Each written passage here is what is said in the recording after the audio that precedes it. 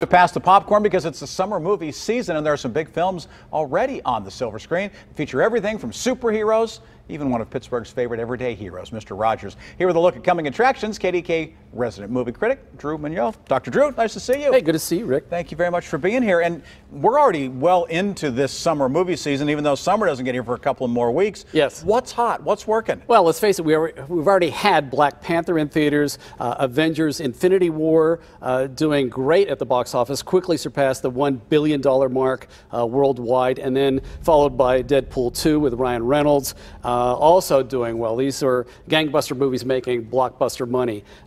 Just one quick point about Deadpool 2. Josh Brolin plays the villain in both Deadpool 2 and Avengers Infinity War. Major roles, major villain roles in two major superhero movies back to back. That's really unusual. How often does that happen? I mean, maybe in an indie and then a blockbuster, but to have two big projects like this that come out so close together seems really strange. Highly unusual, absolutely. Right. And then try to follow up a guy like Harrison Ford in Solo, which is really what you're asking somebody to do in the newest Lucasfilm project that's coming out. How well do you think it works? Well, here's the question. There were some serious questions about that because there were some production problems early on in the production of Solo, A Star Wars Story. The producers fired the original directing team that they had brought aboard. These were the guys who had done the Lego movie, and that was very successful. But the question was, could they come aboard and direct a Star Wars movie? And early on, a couple of months in, they decided there were some serious creative differences, and so they were jettisoned, and they brought aboard Ron Howard, who is a pretty fine director, movies like Apollo 13, Da Vinci Code. Ron Howard came aboard, and I think he salvaged this. I think in the end we have a very entertaining movie despite some predictions of gloom and doom.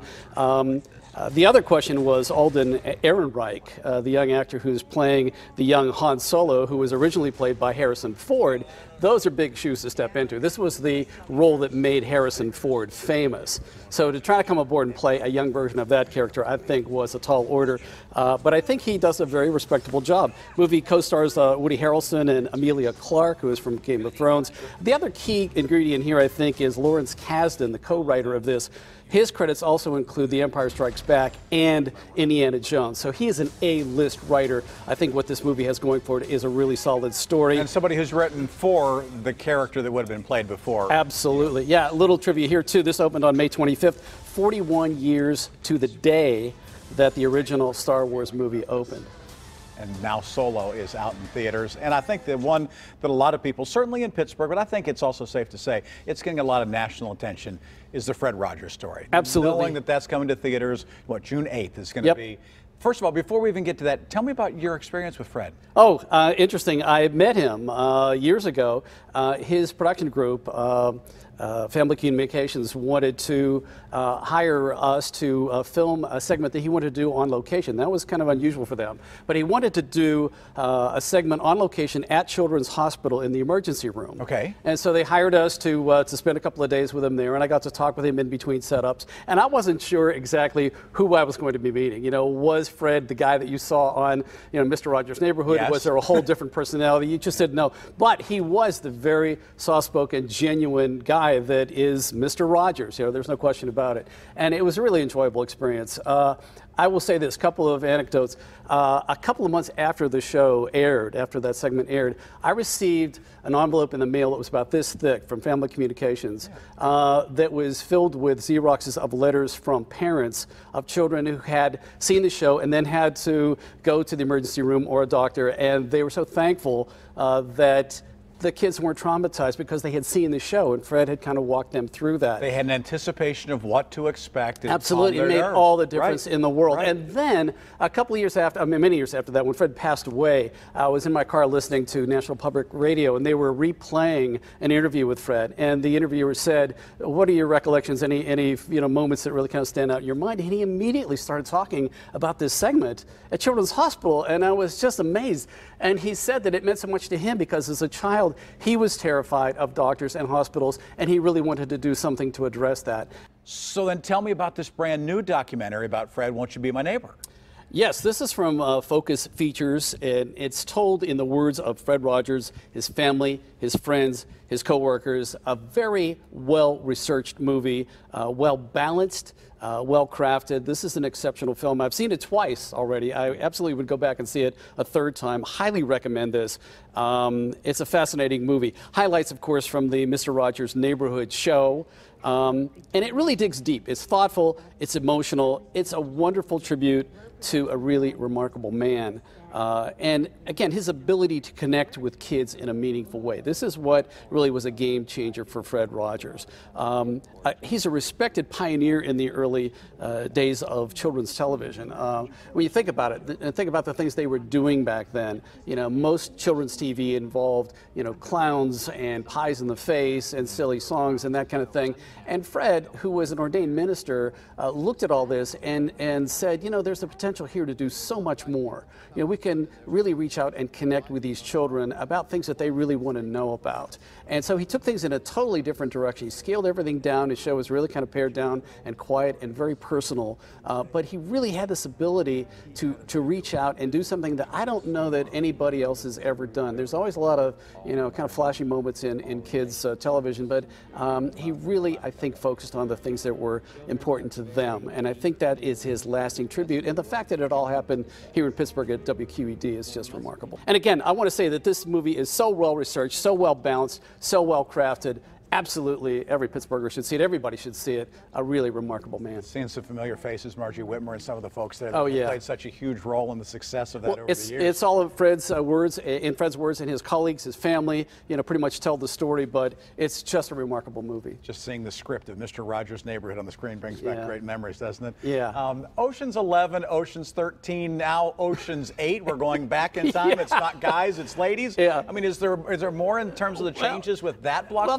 Well, think about what's happening here. Yeah, we had, you know, this gender swapping, you know, remake idea that popped up a couple of years ago with Ghostbusters with Melissa McCarthy. That movie was not as successful as they would hoped it would be. Now they came up with the idea of doing the gender swapping with the Ocean's 11, you know, series, and now they've replaced the male cast with an all-female superstar cast. Oh, it is a good one. Sandra Bullock, Kate Blanchett, Anne Hathaway, the list goes on. There's a lot of star power, you know, in this one for sure. It's about a jewel heist at the annual Met Gala in New York City.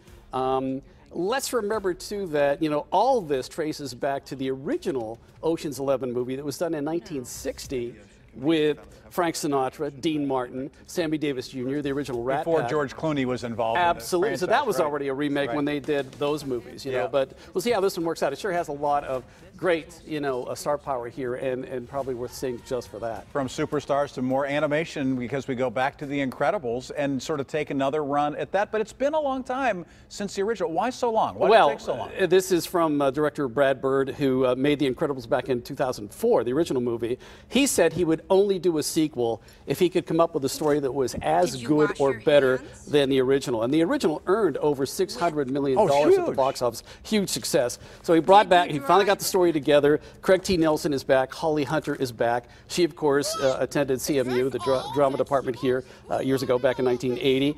So everybody's back for this one. But again, a long, long delay. Not unlike what they did with the follow-up to Finding Nemo. It was 13 years before they did Finding Dory, so they took their time.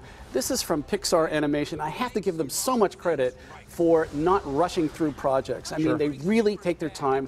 They're really strong on story development, and for really great movies, classic movies, it's all about story, and they get that. And they their really animation get that. is amazing, too. They hardly ever miss. I mean, everything they do is a success. But do you like dinosaurs? Absolutely. Yeah. Who doesn't? Jurassic Park? Who doesn't? Let's do that again. Jurassic Park is back. Fallen Kingdom is going to be opening on June 22nd. Let's remember here that the original Jurassic Park was from 1993. Steven Spielberg, a milestone movie, certainly milestone digital effects, which back then I was amazed at how good those effects were early on. I mean, those are the early days of computer animation, and yet it looked convincing. This time they've transitioned into the Jurassic World series of these movies with Chris Pratt, Bryce Dallas Howard, who is the daughter of Ron Howard. Interesting here that Jeff Goldblum is returning after a 22-year hiatus back into these movies. He's, of course, from Pittsburgh, born here in 1952. This is the 5th Jurassic Park movie in the series, the 2nd Jurassic World movie, and this marks the 25th anniversary of the Jurassic Park series. It just keeps going. So we go from great big huge dinosaurs to little ants. Ant-Man, right? From big to small, yeah. Ant-Man and the Wasp is coming out on July 4th. Ant-Man, of course, the original movie 2015 with Paul Rudd. Michael Douglas was in that. Again, the storyline here, a cat burglar turned superhero with the assistance of a super suit that enables him to shrink in size and increase in strength. This is the 20th release in the Marvel Cinematic Universe. It's good to be Stan Lee, the guy who created all the Marvel Comics characters. And it's fun to see Stan. Stan appears in many of these movies in a brief cameo. That'll be It's the kinda middle fun of to summer, watch. 4th of July, when that one hits the screen, Yep, too. great timing Let's there. wrap up with this one. The Tom Cruise and the original Mission Impossible themes.